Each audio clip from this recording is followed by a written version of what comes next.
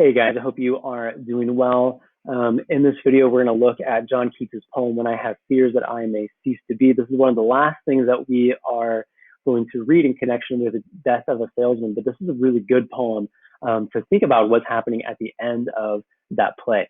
One thing that's fascinating about Death of a Salesman is throughout it you have back and forth um, memories or hallucinations that Willy Loman has, which oftentimes confuses people. But just know that, and even like sometimes there's memories within memories that he's going to. And then you have his brother Ben that kind of comes back and forth, and then talks to Willy, and then eventually at the end kind of ushers Willy into kind of that final destructive act of suffering. But throughout the play, you get a sense that Willy Loman confronts the abyss, right? He confronts his own death and he shrinks away from it. He shrinks away from it because his pride is too great, which is attached to like shame that he has or guilt that he has of cheating on his wife, of his son finding out. He's unable to see those things, right? That's his harmatia, his flaw. And all of that leads to his inability to see that he's kind of reached the end of his life. He's unable to accept it. And so this poem allows us to see some more color of that. We see some definition of that fear that Willy Loman has, or even the pity that we have for Willy Loman, because it's hard to see that. It's hard to see people unable to accept that, or even like to see them go through that situation. Every time I watch and read the play, I always think, Willy, just turn around, see what you're good at. You're good at working with your hands. You're good at gardening. Do that thing that you have that you actually are good at, instead of what he's trying to do.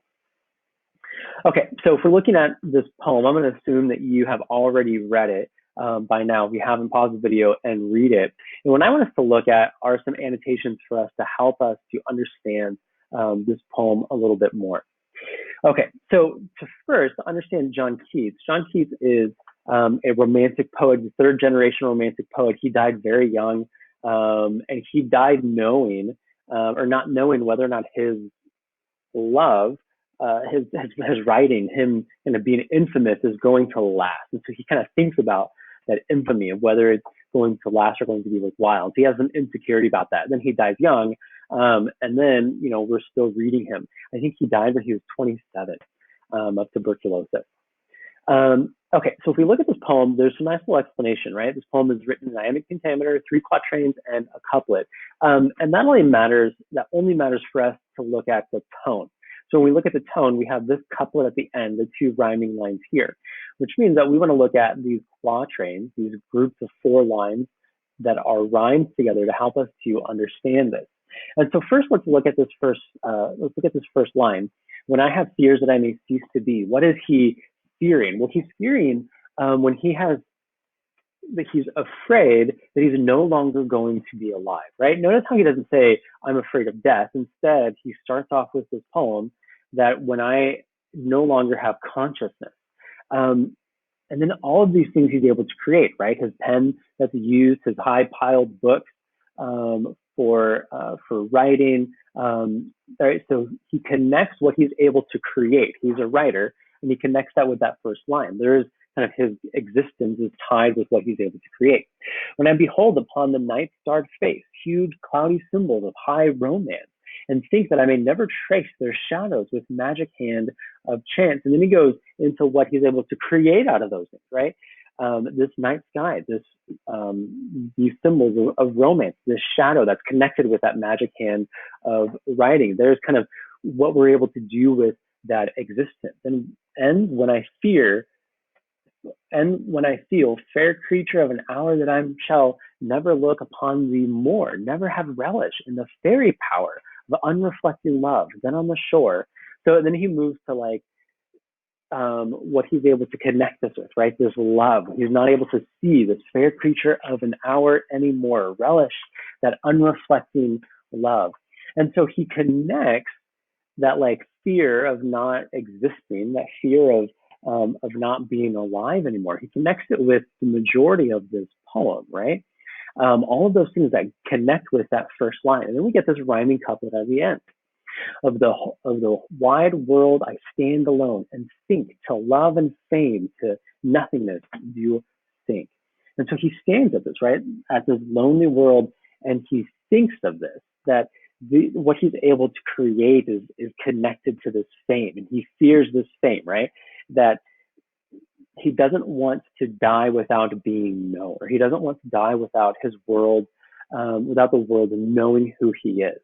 And I think we can find connection with that this fear is not necessarily tied with existence, but is tied with being known, that he wants to be known after he dies. And so that's the real fear, that the things that he creates, the work that he does in life, is not going to last, and he's going to be unknown. Now, the irony of this is like an irony of time. We're still reading John Keats, and he has no idea because he has been dead for a very long time, in 1821. And so there's irony of like he died not knowing if his work is going to survive. And we can find that connection with Willy Loman, right? That he has that same fear that the things he's going to do are not going to last. And he wants to create something that's going to last. He tells the story in Act 1 where the death of a salesman is a good death when people come to his funeral and they pay homage to that man.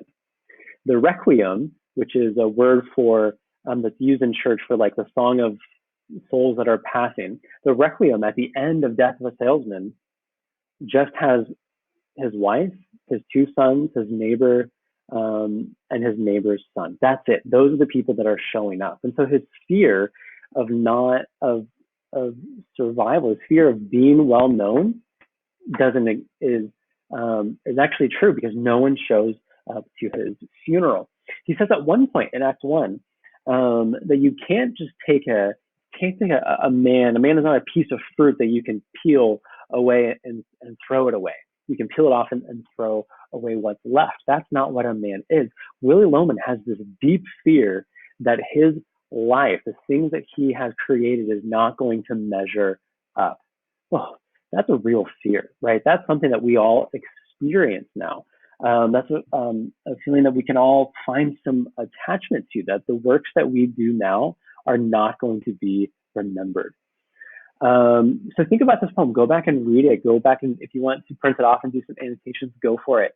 But this is the connection that we have, that Willy Loman has that same fear, that he fears that he will no longer be.